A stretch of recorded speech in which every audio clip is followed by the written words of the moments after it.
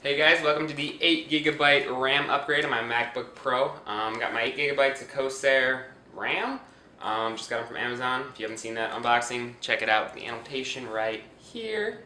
And yeah, we're gonna put it in. I already took off the bottom side of my spec case because that was kind of a pain.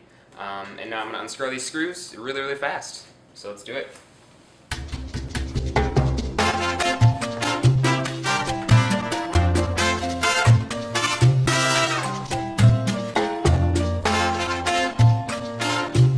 Now that all the screws are out, I'm going to lay down a couple tips here.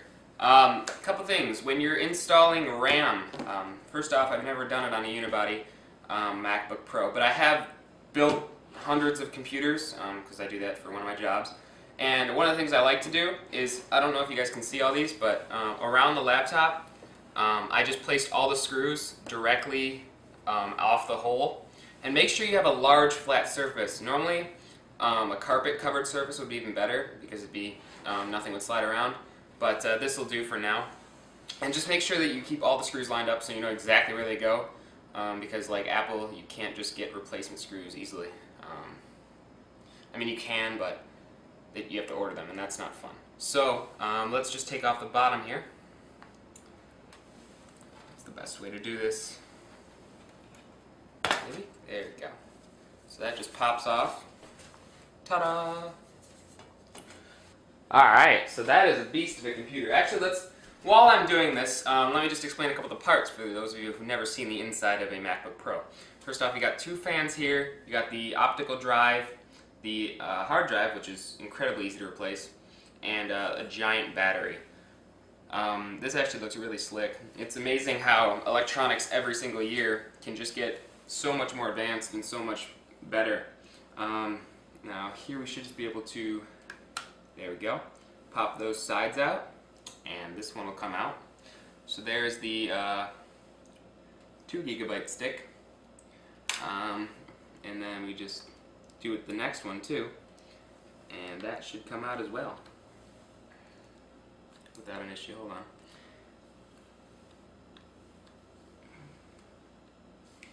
Yeah, I'm on, buddy. There we go. Okay, so it's an interesting motion. You stick it in and then you press it down, which is different than I've installed RAM before. But one thing you want to do is you want to make sure you've washed your hands before you do this, and you want to make sure that you've touched something metal to destaticify, I don't know. Get rid of the static on your hands. And then from there, if I can get the RAM actually out of this package, you guys can't see me struggling. But it's coming slowly. Come on, please. Anytime now. There we go. There's one stick, and there's two. That took too much force. Alright, so label sides always go up, and you'll notice that with DDR3 they always have one notch, and the notch will always line up to the slot. So, basically from here you just press it in, and then you push down. Apple makes it really easy. I mean, the unibody design is fantastic, and this motherboard is a lot nicer to deal with. My old MacBook, you would have to take out the battery, and then you'd have to remove this little slot, and then you would have to push them in really hard. That RAM tutorial upgrade, or that RAM, I think I still have it on YouTube, but it took some effort.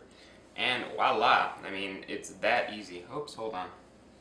I lied. That one wasn't pushed in all the way. But yeah, make sure there's no gaps or anything. That's another thing I should have mentioned. And try not to touch the circuitry too much. And you should be good. But yeah, just make sure you push it in, push it down. They lock in place. I mean, there's a little bit of but that's about it. So yeah, while I'm at it upgrading this, I thought I'd mention my next upgrades. They're probably going to be, I'm going to remove the optical drive and put in a SSD. Or flop these, one of the two, with one of, can't remember what it is, but they have a kit to do it, and I really want to do that because I don't really use the optical drive that much, and if I do, I can just plug it in via USB, and it would work fantastic. And instead, I would get a much faster Mac overall, and I don't use CDs as it is, unless I'm burning one for the car.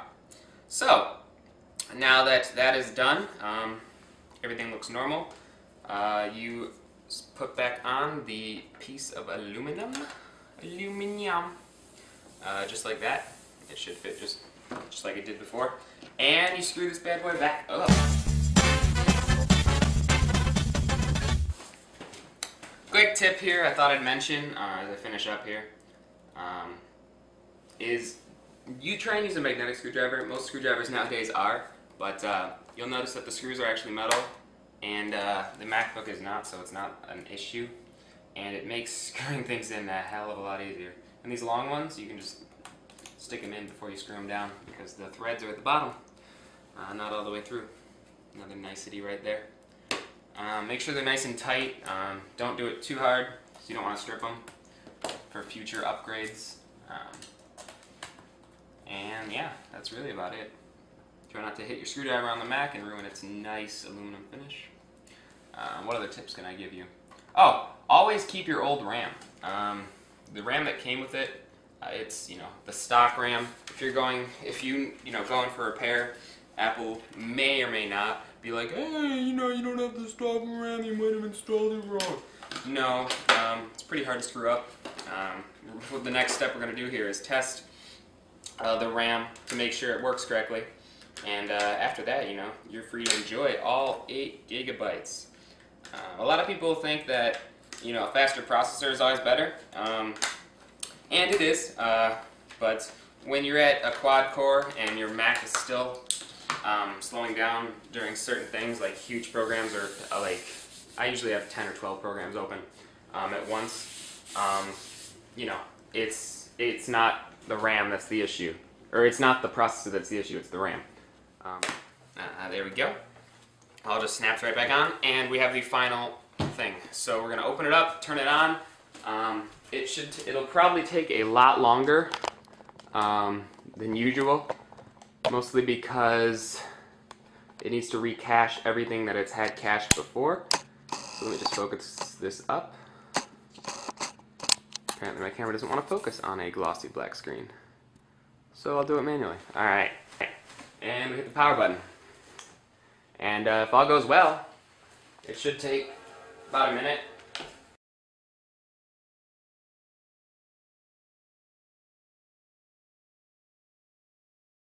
My rambling. Let's see if it actually recognizes the 8 gigs. So we'll go under Apple, go under About This Mac, and there we go. I don't know how well you can see that, if you can see it at all, but here, I'll make it so you can see it. There we go. There we go. 8 gigabytes, 130 megahertz, DDR3. And the really cool part about Lion is that they give you this cool new interface. There we go. Cool new interface here that shows you it all as well. So it bumps up the Intel built-in graphics. I think that was 300 something megabytes before this. And it should just function a hell of a lot faster. I should be able to open up Aperture and Final Cut Pro X without a problem. So that's really nice. So hopefully after watching my video on how to install RAM on your brand new MacBook Pro or MacBook, you can have the performance you need without the cost up front. Like I said, $30 or $39.99 on Amazon. So if you guys wanna get cheap RAM right here, click click. And yeah, it's a great deal. Your computer will be a lot faster. It's noticeably faster. It's not just in the background faster. So yeah, once again, hopefully that helped you. Hopefully you were able to install your RAM by yourself without any issues. If not, leave a comment below with your issue and maybe I can help you out. Thank you for watching. Thanks for subscribing. See you guys in the next video.